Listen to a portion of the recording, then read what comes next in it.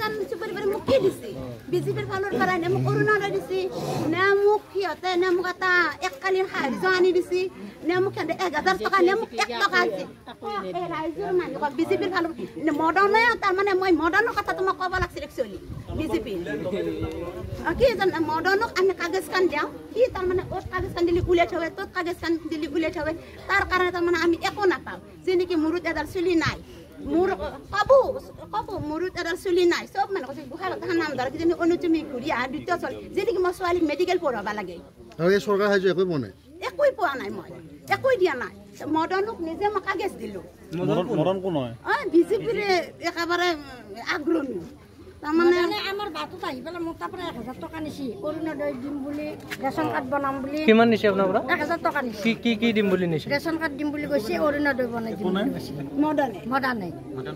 মদন কলিতা আজিলৈকে নাইয়ে মোৰ দিনা আমি যেতিয়া ইয়াত গোসাঁই ঘৰৰ ফিল্ডত আমি গণেশ কছাৰী ছাৰ আহিব বুলি ক'লে বা মিটিং হ'ব বুলি ক'লে আমি আহিলোঁ তাৰপিছত আমাক এনেকৈ গামোচা দিলে ঠিক আছে আমাক যোনে যি দেই আমি তাতে আমি হেৰি কৰিম আমাৰ কোনো হেৰি নাই সেই আমাৰ হ'ব লাগে কিছুমান কাম হ'ব লাগে সেইটোৰ কাৰণে সেনেকৈ মিটিংখন গ'ল তাৰে পিছত তাৰে ফিৰকেৰ দিনা মই ঘৰত আছোঁ থাকাতে মোক কৈছে হেৰি আমি সৰপিছে হয় সিহঁতৰ ঘৰত মিটিং হ'ব বা মিটিং বুলিও কোৱা নাই দুটামান বিজেপিৰ পৰা মানুহ আছে আহচোন সেনেকৈ ক'লা গ'লোঁ যাওঁ যদি মানুহ বহুত মানুহ হৈ গ'ল হৈ যাত মিডিয়া আহিল কিবা সিদিনাখনে ক'লা গণেশ কছাৰী ছাৰ যি সিদিনাখনে আছিল হেৰি জোৰ জবৰদস্তি কৰি হেৰি পিন্ধিছে নেকি মই কৈছোঁ জোৰ জবৰদস্তি কৰি আমাক পিন্ধোৱা নাই আমাক মিটিঙত আছোঁ আহোঁতে আমাক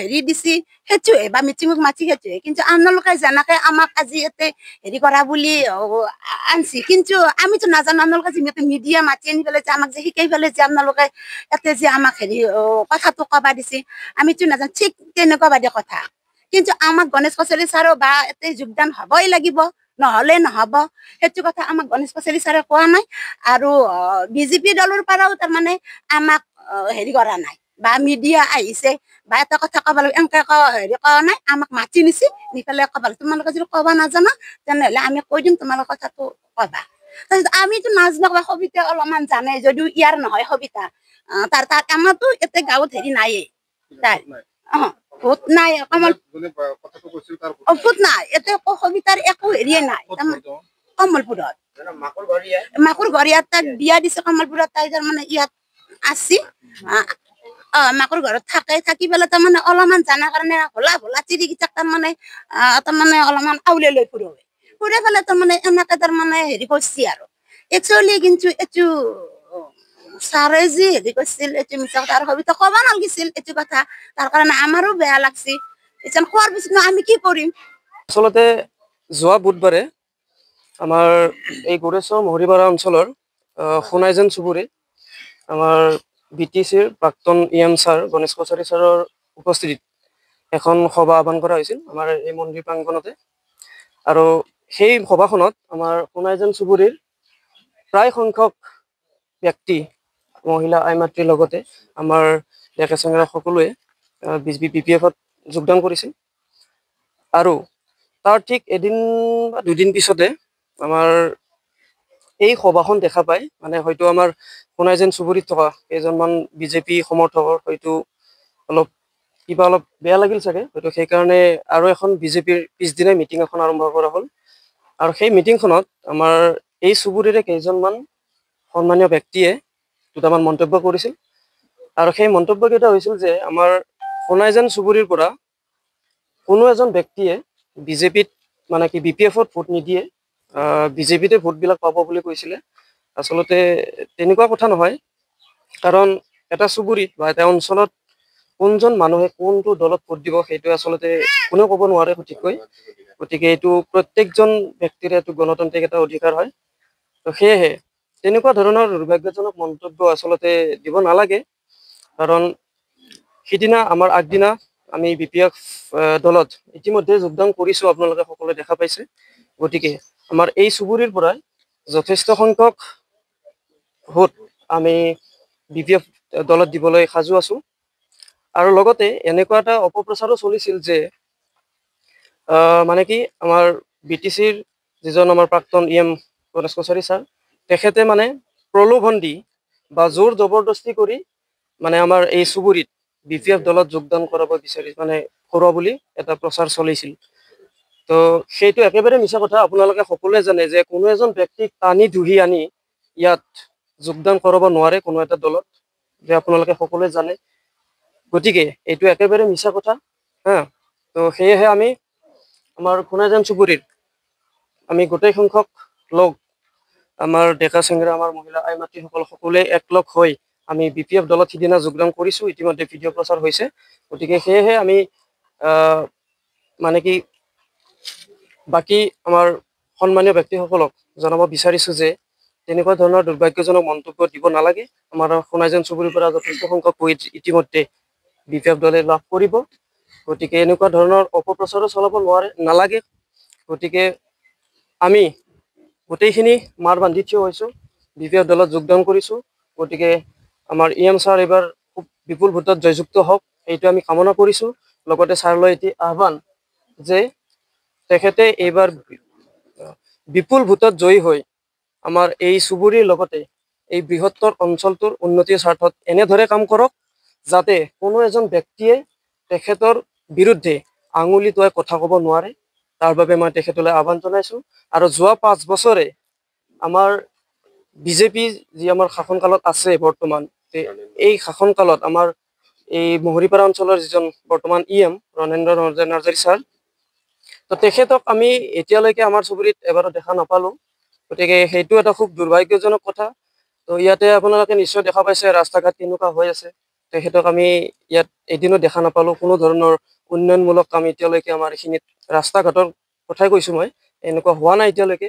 তো সেয়েহে আমি গোটেইবিলাক আমাৰ খুনাইজান চুবুৰীৰ ৰাইজ লগ লাগিছোঁ যে এইবাৰ আমি BPF দলত যোগদান কৰি আমাৰ গণেশ কছাৰী ছাৰক বিপুল ভোটত জয়যুক্ত কৰিম। ইতিমধ্যে সিদিনা জইন কৰাৰ আমাৰ 77 জন আছিলে। 77 জইন কৰাৰ পিছত তেনেকুৱা অন্য দলৰ কোনো ফ'ৰ্চ কৰা নাই, কিন্তু এটাই অপপ্ৰচাৰ চলাইছিল আৰু যে আমাক ছাৰে মানে জোৰ জবৰদস্তি কৰি বা প্ৰলোভন দি আমাক মানে কি যোগদান কৰা বুলি কৈছিলে। তো সেইটো একেবাৰে মিছা কথা।